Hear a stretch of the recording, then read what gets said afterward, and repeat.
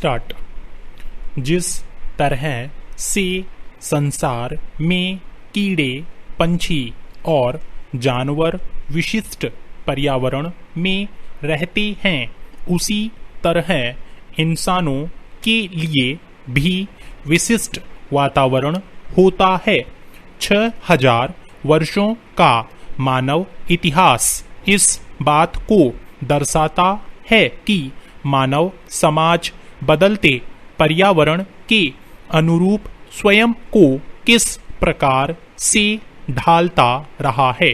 जब भी इस जलवायु या पर्यावरण के विपरीत कार्य होता है तो हमें जबरदस्त उथल पुथल का सामना करना पड़ता है।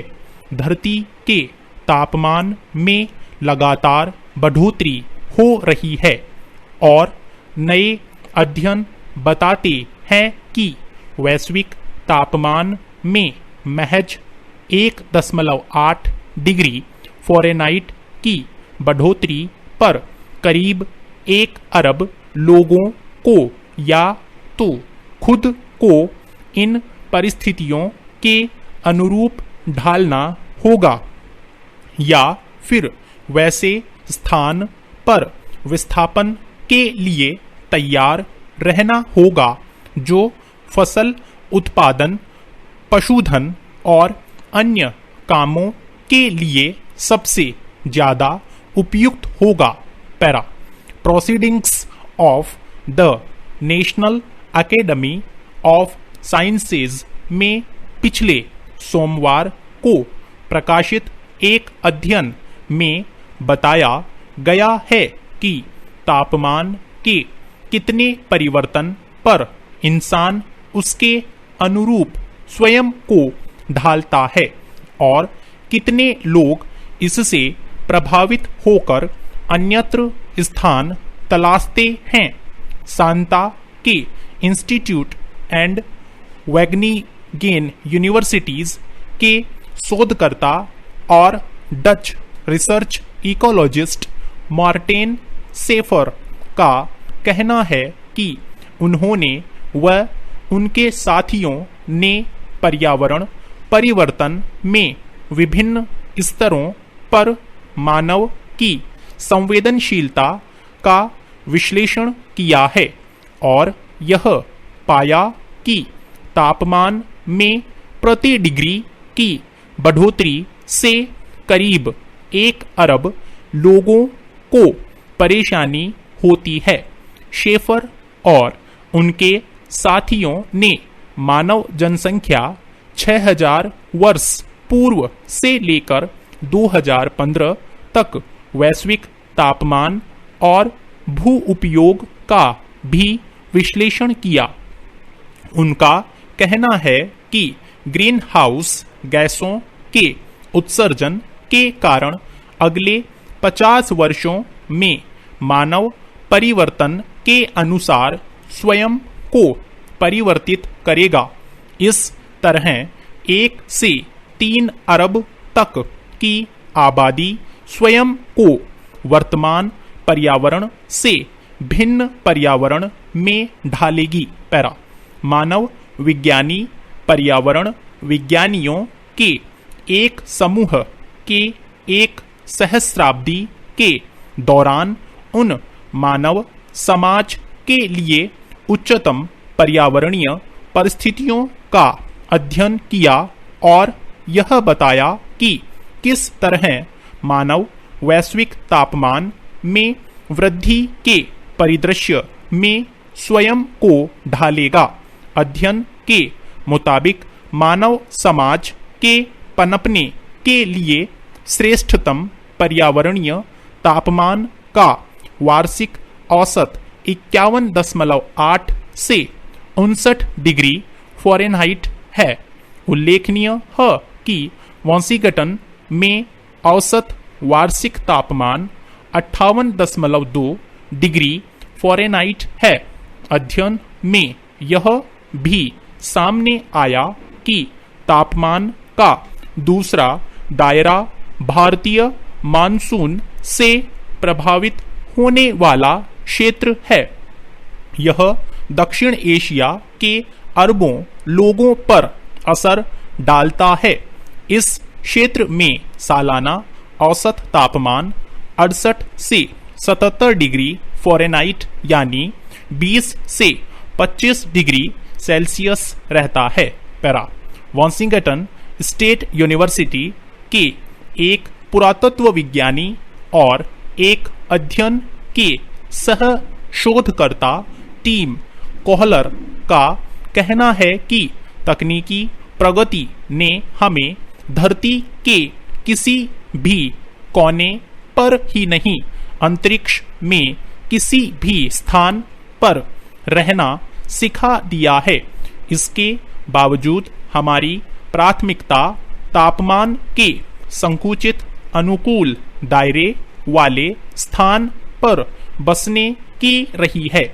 लेकिन पूर्व में जब भी मानव के लिए अनुकूल सर्वश्रेष्ठ तापमान वाली परिस्थितियां दायरे से बाहर हुई है, व्यापक स्तर पर उथल पुथल मची है, पलायन हुआ है, सूखा पड़ा है और फसाद हुए हैं।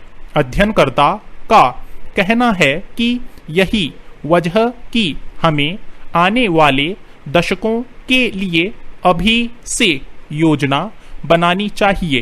पैरा वर्तमान में धरती के 0.8% हिस्से में वार्षिक औसत तापमान 84.2 डिग्री फ़ारेनहाइट से अधिक यानी 29 डिग्री सेल्सियस है।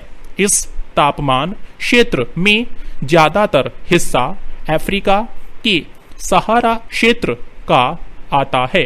अनुमान है कि तापमान का यह दायरा 2070 तक 19% क्षेत्र तक फैल जाएगा, जिसका असर 3.5 अरब लोगों तक होगा।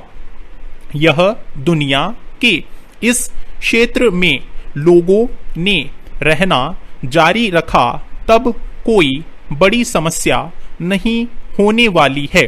अलबत्ता यह धरती पर तेजी से विकसित होने वाला क्षेत्र हो सकता है। इसके साथ यह भी सही है कि यहाँ रहना सरल नहीं बल्कि बेहद दुष्कर ही होगा। अध्ययन के मुताबिक मानव समाज के लिए श्रेष्ठतम तापमान का दायरा भी अविश्वसनीय तरीके से बढ़ने का अनुमान है। अध्ययन बताता है कि जहां पर्यावरण में तीव्र परिवर्तन होगा वहां विस्थापन तेज रहेगा। हो सकता है कि कुछ अरब लोग प्रभावित हों, लेकिन इतना तय है कि जहां ज्यादा समस्याएं होंगी लोग वहां रुकना पसंद नहीं करेंगे। पैरा हालांकि अध्ययन में कई अनिश्चिततापूर्ण बातें भी हैं। इसमें मुख्य रूप से कार्बन डाइऑक्साइड गैस उत्सर्जन में कमी के फैसले को लेकर भी बात कही गई है। इसके अलावा गर्म वातावरण के अनुसार स्वयं को ढालने की क्षमता विकसित करने की ही भी बात कही गई है।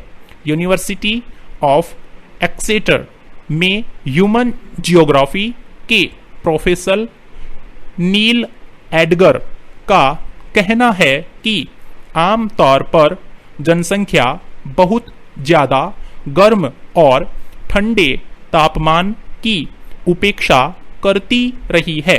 यद्यपि वे इस बात को स्वीकार करते हैं कि पूरे देशों में जलवायु परिवर्तन देखने को मिले। निश्चित तौर पर ऐसा होने से लोगों के लिए परिस्थितियों पर पार पाना कठिन होगा। पैरा एडगर का कहना है कि शहरों के शहर ही विस्थापित हो जाएं, ऐसा तो नहीं होगा, लेकिन बहुत से शहर रहने के लिहाज से अपना आकर्षण जरूर खो देंगे। आखिरकार बहुत से शहरों का विकास अवरुद्ध हो जाएगा। शहरों की कार्य संस्कृति में बदलाव हो सकता है कि श्रमिक उत्पादकता के लिए बाहर रहकर काम करने का प्रचलन बढ़े।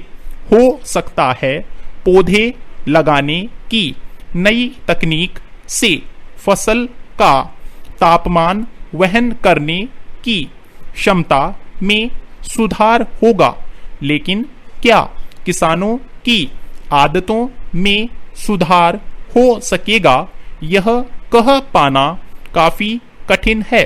कुल मिलाकर हम लोग उस परिवर्तन के गवाह बनेंगे जिसका अनुमान लगा पाना।